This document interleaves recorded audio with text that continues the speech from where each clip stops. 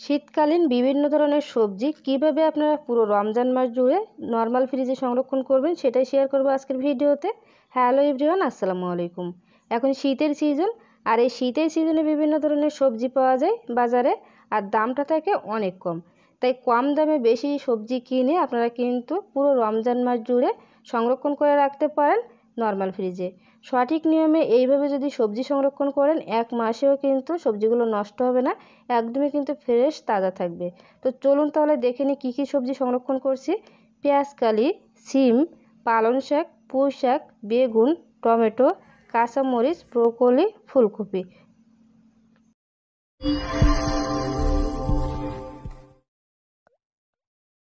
শীতকালে অনেক বেশি রকমের সবজি পাওয়া যায় বাজারে, আর দামটা থাকে কিন্তু অনেকটাই কম।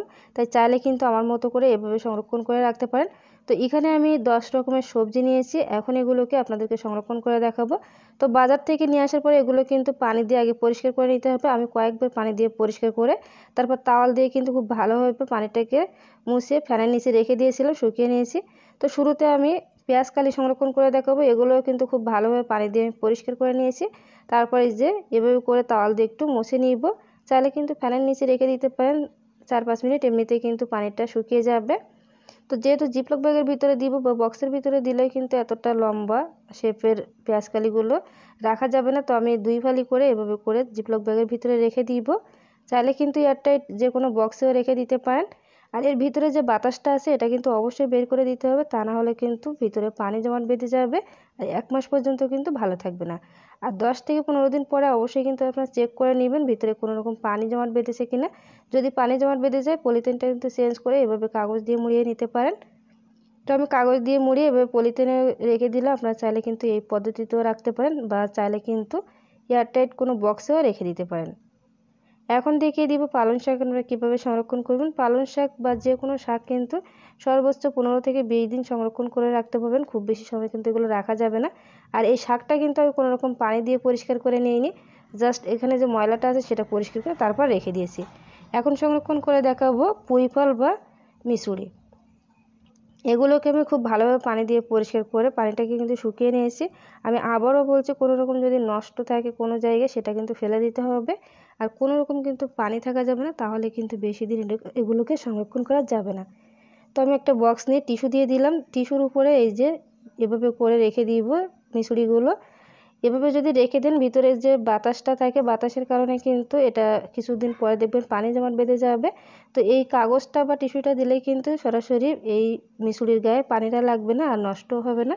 তাই অবশ্যই কিন্তু একটা কাগজ বা টিস্যু দেওয়ার চেষ্টা করবেন। যারা বক্সে রাখতে চান না তারা কিন্তু এরকম একটা শপিং ব্যাগের ভিতরে রেখেও দিতে পারেন। এখন সংরক্ষণ করে দেখাবো সিমগুলো আমি পানি দিয়ে পরিষ্কার করে খুব ভালোভাবে শুকিয়ে নিয়েছি পানিটা। এখন একটা এয়ারটাইট বক্সের ভিতরে রেখে দিব। এভাবে করে এয়ারটাইট বক্সের ভিতরে রাখার সময় অবশ্যই একটা কাগজ দিয়ে দিবেন, তাহলে কিন্তু ভিতরের যে পানিটা থাকবে কয়েকদিন পরে দেখবেন পানি জমাট বেঁধে যায় ভিতরে, সেটা কিন্তু সরাসরি কাগজে লেগে যাবে আর এই সিমগুলো কিন্তু ভিজে যাবে না আর নষ্ট হবে না। আর অবশ্যই কিন্তু 10 থেকে 15 দিন পরে আপনারা চেক করে নেবেন ভিতরে পানি জমাট বেঁধেছে কিনা, তখনই কিন্তু পাত্রটা চেঞ্জ করে আবারও আপনারা একটু কাগজ দিয়ে রাখতে পারেন। আমি এভাবে কিছুটা জিপলক ব্যাগের ভিতরে রেখে দিলাম, আর একটা স্ট্র দিয়ে ভিতরের যে বাতাসটা ছিল সেটা কিন্তু বের করে নিয়েছি। অবশ্যই কিন্তু এই কাজটা করে নিতে হবে।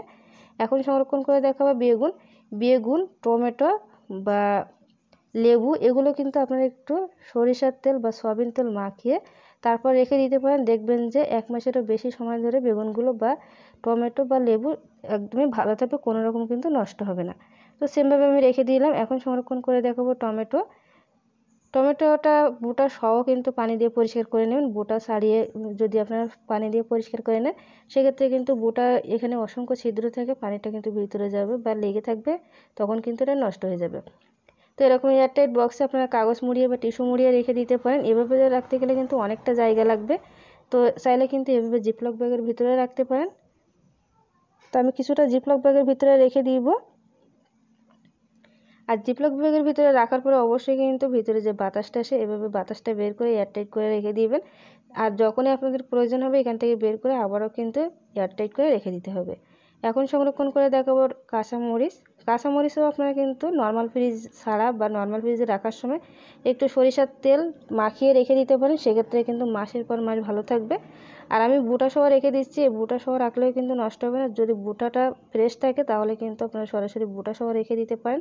আর যদি বুটায় কোনো রকম নষ্ট থাকে বা সমস্যা থাকে অবশ্যই কিন্তু আপনারা বুটাটা ফেলে দিয়ে তারপর রেখে দিবেন। আর এভাবে একটা স্টোরা দিয়ে কিন্তু ভিতরে যে বাতাসটা আছে সেটা বের করে নেবেন, তা না হলে কিন্তু বেশ কিছুদিন পরে এগুলো নষ্ট হয়ে যাবে। তো এই পদ্ধতিতে যদি আপনারা যে কোনো জিনিস সংরক্ষণ করেন দেখবেন যে একদমই নষ্ট হবে না। তো এতে একটু সরিষার তেল মাখিয়ে একটা টিস্যুতে এভাবে করে নিয়ে নিলাম, তারপর একটা বক্সে রেখে দিব। আপনারা যদি এই পদ্ধতিতে কাঁচামরিচ সংরক্ষণ করেন কোনো রকম ফ্রিজেও কিন্তু রাখা লাগবে না, জাস্ট বাইরে রেখে দিলে হবে। আর চাইলে কিন্তু কাঁচামরিচের গায়ে একটু তেল মাখিয়ে নিতে পারেন, সেক্ষেত্রে কিন্তু একটা কাঁচামরিচও 1-2 মাস পরেও দেখবেন নষ্ট হবে না, একদমই তাজা থাকবে। আর এরকম নষ্ট থাকলে সেগুলো কিন্তু বাছাই করে নিতে হবে। আর একটা নষ্ট থাকলে তার জন্য কিন্তু সবগুলো নষ্ট হয়ে যাবে, এটা আমরা কম বেশি সবাই জানি। তো এভাবে করে চাইলে কিন্তু আপনারা নর্মাল ফ্রিজে মাসের পর মাস সংরক্ষণ করে রাখতে পারেন কাঁচামরিচ। এখন সংরক্ষণ করে দেখাবো ব্রোকলি। আমি যেহেতু একদিনে অনেকগুলো সবজি সংরক্ষণ করেছি এই জন্য কিন্তু অল্প অল্প করে দেখাচ্ছে, আপনারা চাইলে কিন্তু আরও বেশি করে সংরক্ষণ করে নিতে পারেন। আর আমরা যেহেতু 2 জন মানুষ, খুব বেশি কিন্তু প্রয়োজন হয় না। তো ব্রোকলিটা কেটে আমি সংরক্ষণ করব, ভিতরে কিন্তু পোকাও থাকতে পারে। আর রান্নার সময় এভাবে রেখে দিলে আরও ভালো হয়, খুব বেশি একটা কিন্তু পানি জমাট বাঁধবে না এবং ফ্রিজের কিন্তু জায়গাটা নষ্ট হবে না। তো এই একটা এয়ারটাইট বক্সে আমি রেখে দিব এভাবে করে। চাইলে কিন্তু উপরে একটা কাগজ দিয়ে দিতে পারেন। তো ব্রোকলিটা আমি বেশি দিন রাখবো না এই জন্য কিন্তু কাগজ দেই নাই। আর এই যে ডাঁটাটা আছে এটাও কিন্তু কেটে রান্না করা যায়, চাইলে কিন্তু আপনারা এই অংশটা কেটে রান্না করে নিতে পারেন। এখন সংরক্ষণ করে দেখাবো ফুলকপি। সেমভাবে আমি ব্রোকলির মতো করে ফুলকপিটা কেটে নিব। আর ফুলকপিতে কিন্তু পোকা থাকতে পারে, তাই চাইলে এটাকে 10-15 মিনিট আপনারা পানিতে ভিজিয়ে রেখে দিতে পারেন। তারপর সেখান থেকে উঠিয়ে পানিটাকে শুকিয়ে তারপর কিন্তু আপনারা ফ্রিজে রেখে দিতে পারেন, কারণ এই সময়টাতে কিন্তু ফুলকপিতে পোকা লাগে। তাই চেষ্টা করবেন ফুলকপিগুলো ছোটো ছোটো টুকরো করে তারপর পরীক্ষা করার বা চেক করে নেওয়ার। চাইলে কিন্তু পানিতে ভিজিয়ে রেখে আপনারা পোকাটাকে দূর করে নিতে পারেন। এখন একটা এয়ারটাইট বক্সের ভিতরে কাগজ বিছিয়ে দিয়ে বা কাগজ দিয়ে তার উপরে আমি এইভাবে করে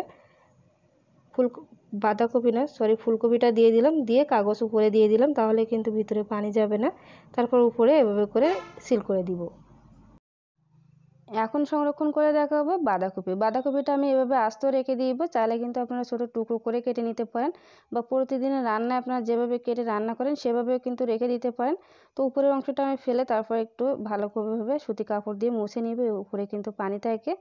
তো অবশ্যই কিন্তু একটা জিপলক ব্যাগ বা এমনি একটা শপিং ব্যাগের ভিতরে রেখে তারপর এমনি ব্যাগের ভিতরে রেখে দিতে হবে, তা না হলে কিন্তু কিছুদিন পরে এটা শুকিয়ে যাবে।